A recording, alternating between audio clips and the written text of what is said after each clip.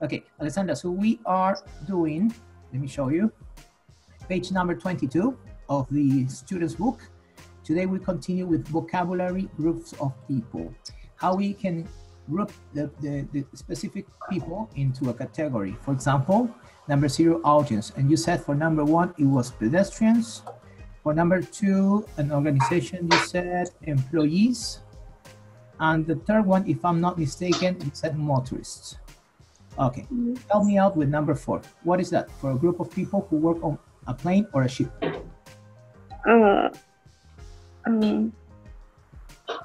The staff. The staff, okay. All right, we are going to stop right now and we continue with another person. Thank you, Alessandra, and bye now. Samantha Origi, please help me out in here. Hello. Hi, teacher. Hi. Samantha, would you like to make any changes here or we continue? What do you say? It's your call.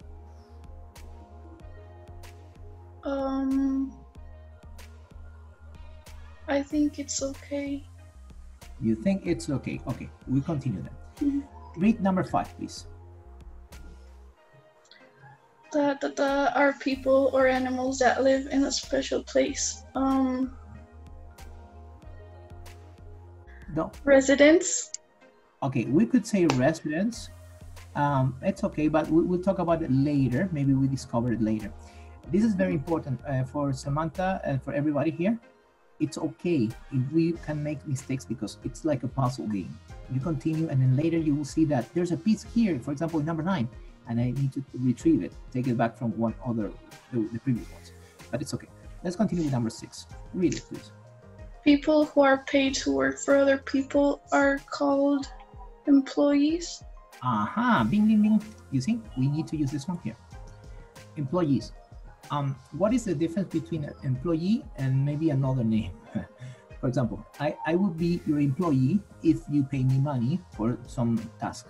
Okay, you pay me the money, you give me the money, and I do the task. All right, number 7, please. People who work in politics are called politicians. Yes, definitely, very relative. Politicians. Number 8. Are people who leave their own country because it's too difficult or dangerous to live there. Refugees. Of course. We started Unit 2 talking about refugees, right? Number 9, please. Pay others to work for them. Employers. Yes, definitely. So employers make living because of the employees. The employees make, work hard, and then the employers, they get the money. That's great. And they also pay them. Number 10. People who live in a certain place are called residents. Yeah. If you live, for example, in Chaclacayo, you are a resident from Chaclacayo. So only for people. We should take it out. Could be good in number 5 though, but the problem here is the word animals. The animals, yeah. Yes. Okay, we take it out. And number 11. Are people who come to a different country to live there permanently.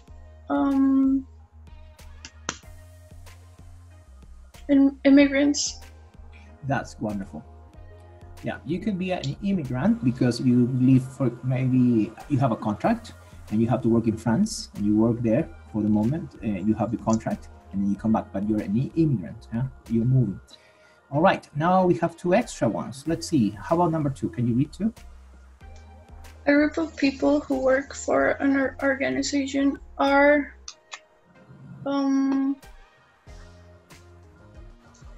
which are left, the crew and what more? And inhabitants, but if you don't find them, then you can get them right here. Maybe we already used them.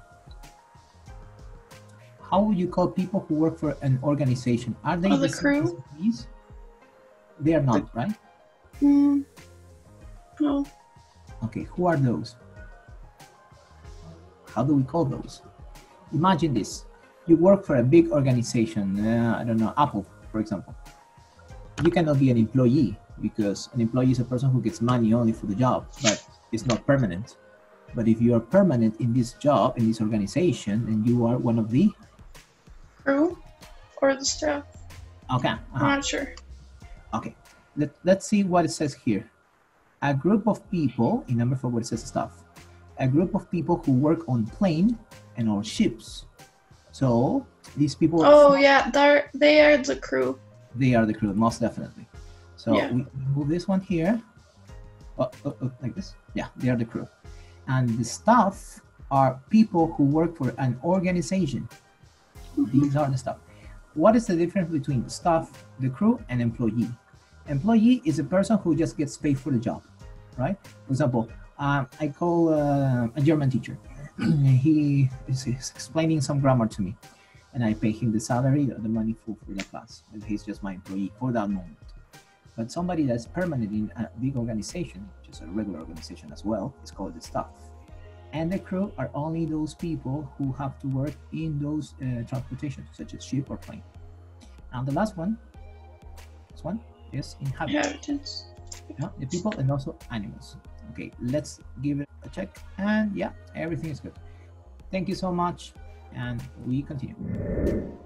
For next part, workbook, page 20. Let's go there.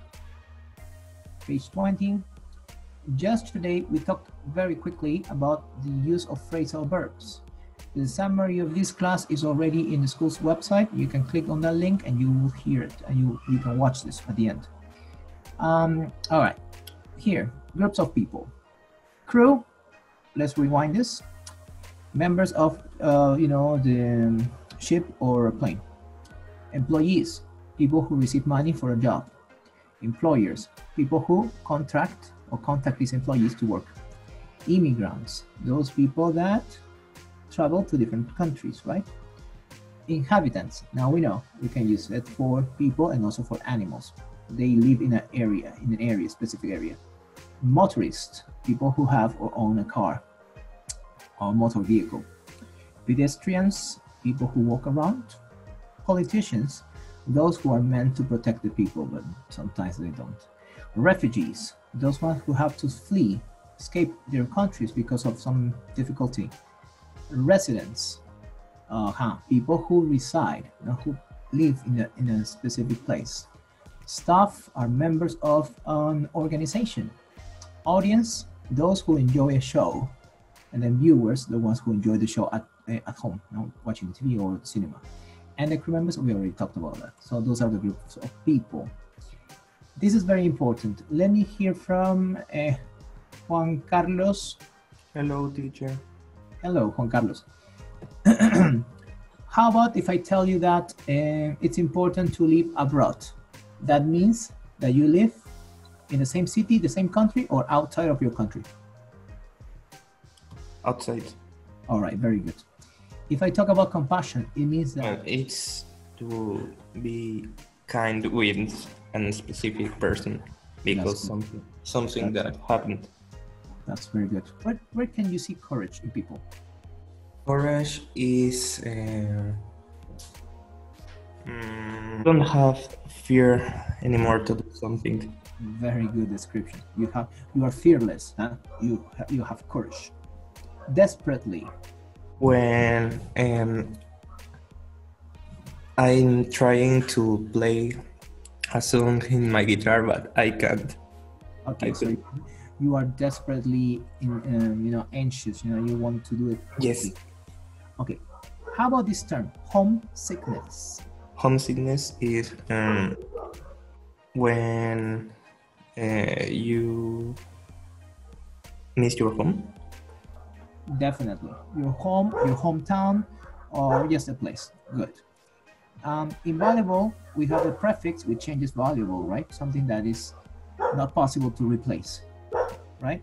How about major? Who is a major in a town?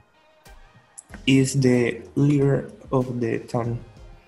Very good. The leader or who's in charge. And if we talk overall? Overall is like in general. That's correct. That's correct. In general, when you just give a little summary at the end. And maybe if I praise you for doing a wonderful job here in class. Praise is when you give acknowledge a person about good things they do. You give them credit. Renovate, easy, right? You renew it, you make it look better as it was before. What does it mean severe? Severe in that meaning is like too hard. Yeah, difficult, huh? This is a difficult condition, extremely bad. And this is one of the terms that we started this unit with, shortage. Do you remember? Yes, shortage is when you don't have something. Yes, and the reading article, where did we find this word? Shortage of jobs. Exactly. Thank you very much. Good job, Juan Carlos. Okay. Alrighty, now that we finished with this, we can get back to the book. Here we are. Listening, migration in nature. So we talked about people that they can, live in different countries. They migrate in a way, but animals can also do it. All right, before we do the listening activity, here we have a speaking topic. Look at the photos and also the maps. Which animals in the photographs make which journeys in the maps? Discuss your ideas. Let's hear from Andres and also Andrea. Sounds good. Hello, Andrea. Hi. Hi, teacher. Hello, Andres. Good afternoon. Okay, what do you guys think about these pictures? The question is, discuss your ideas about which animals in these photographs, A, B, or C, make the journeys that are shown in pictures. Andres, talk to Andrea about this. What's your opinion? What's your idea? Okay, I think that the gray whales,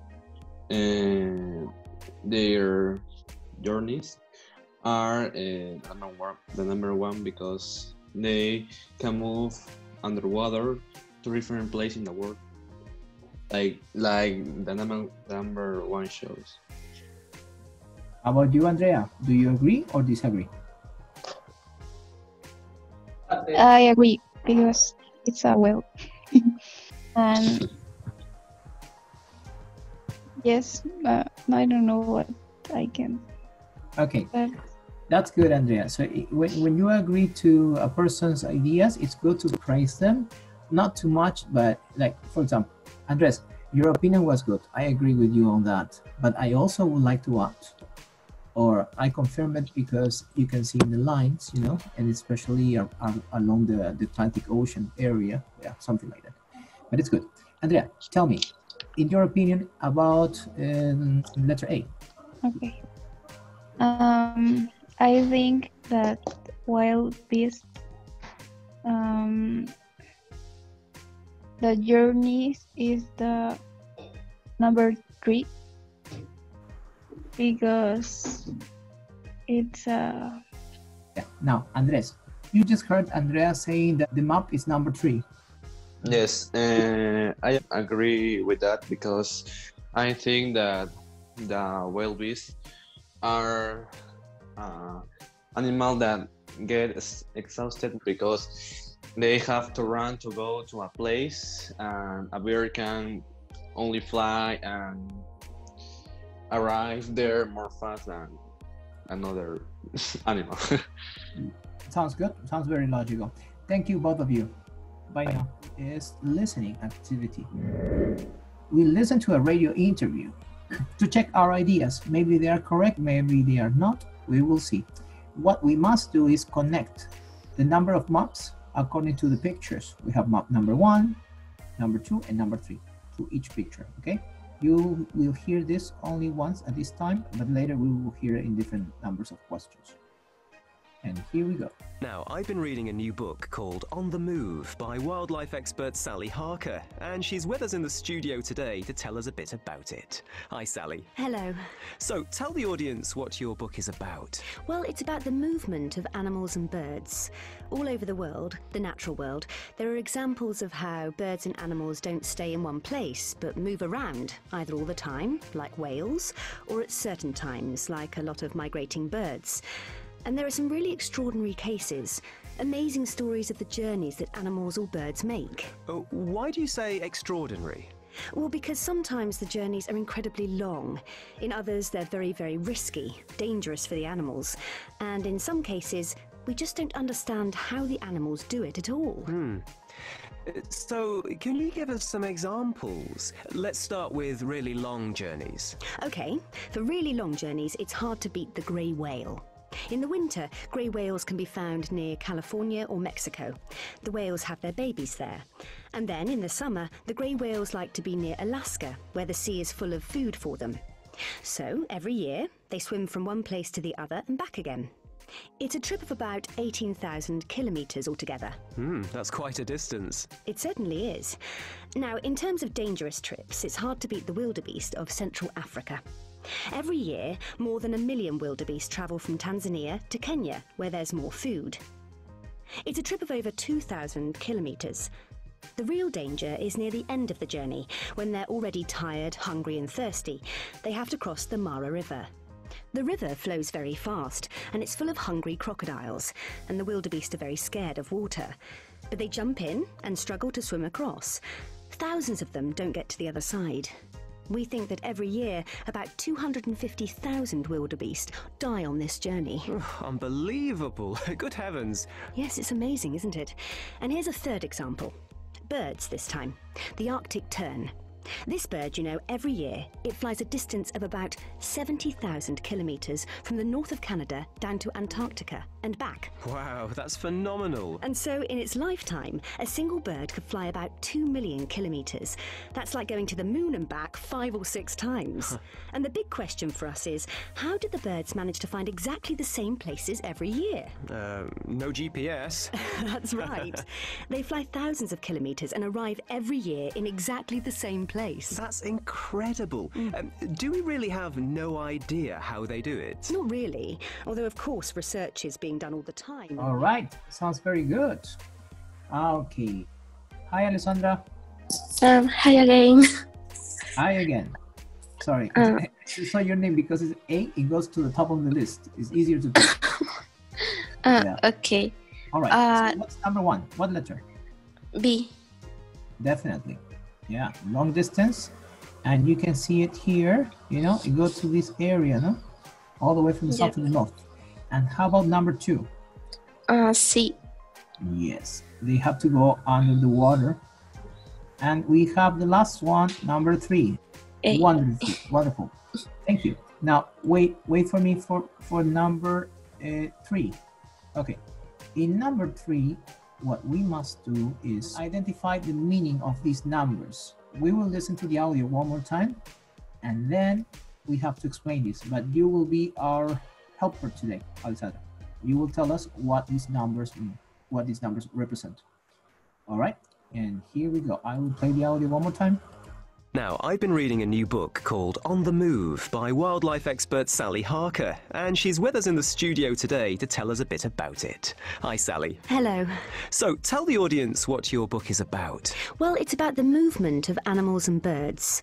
All over the world, the natural world, there are examples of how birds and animals don't stay in one place, but move around, either all the time, like whales, or at certain times, like a lot of migrating birds.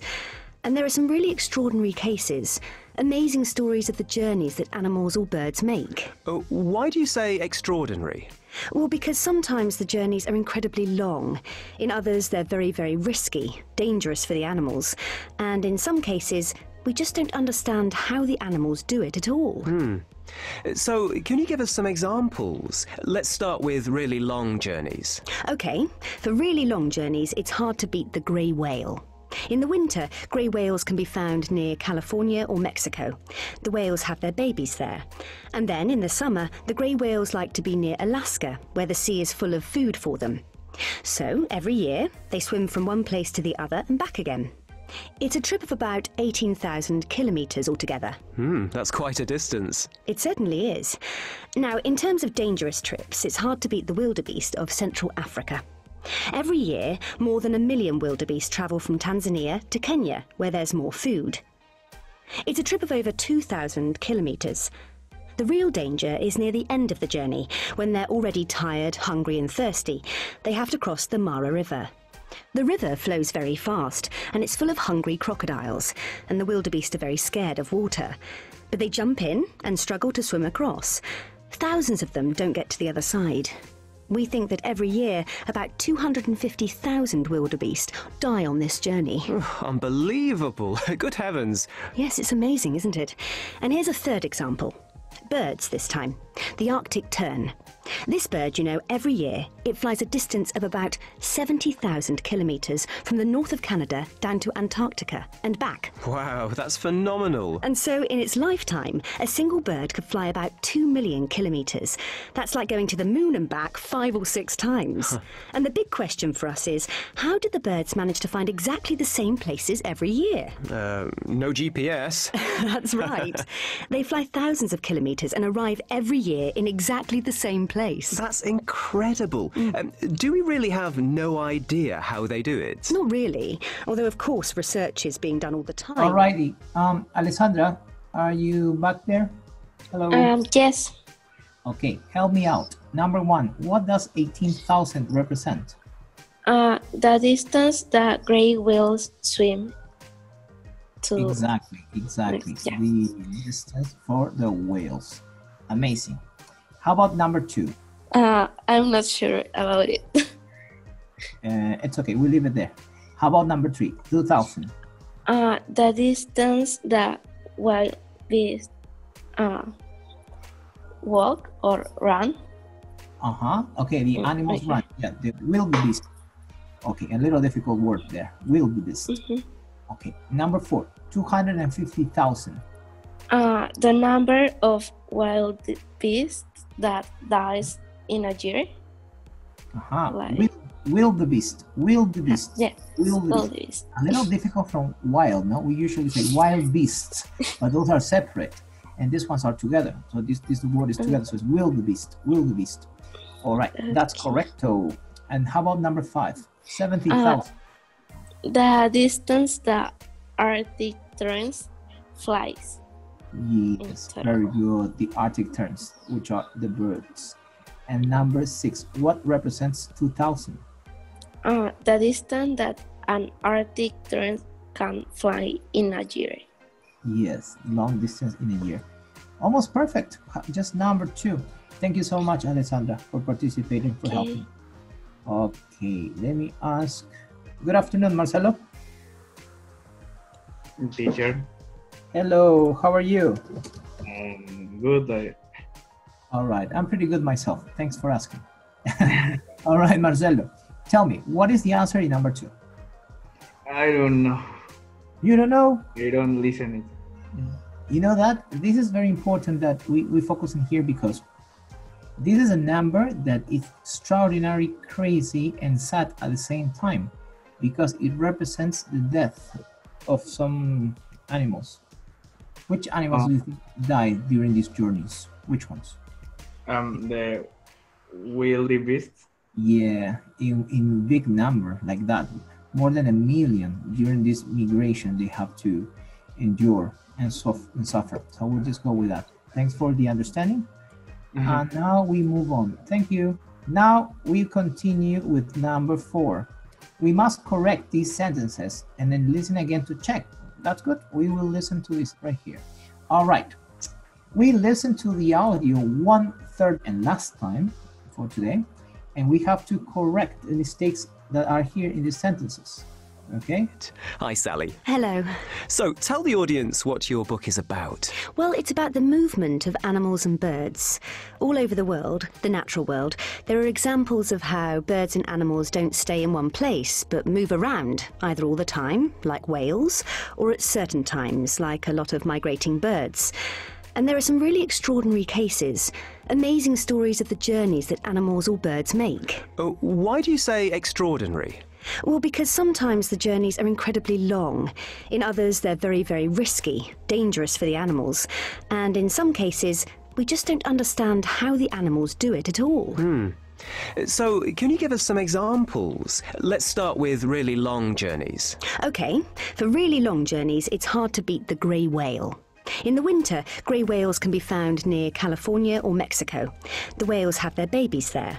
And then in the summer, the grey whales like to be near Alaska, where the sea is full of food for them. So every year, they swim from one place to the other and back again. It's a trip of about 18,000 kilometres altogether. That's quite a distance. It certainly is. Now, in terms of dangerous trips, it's hard to beat the wildebeest of Central Africa.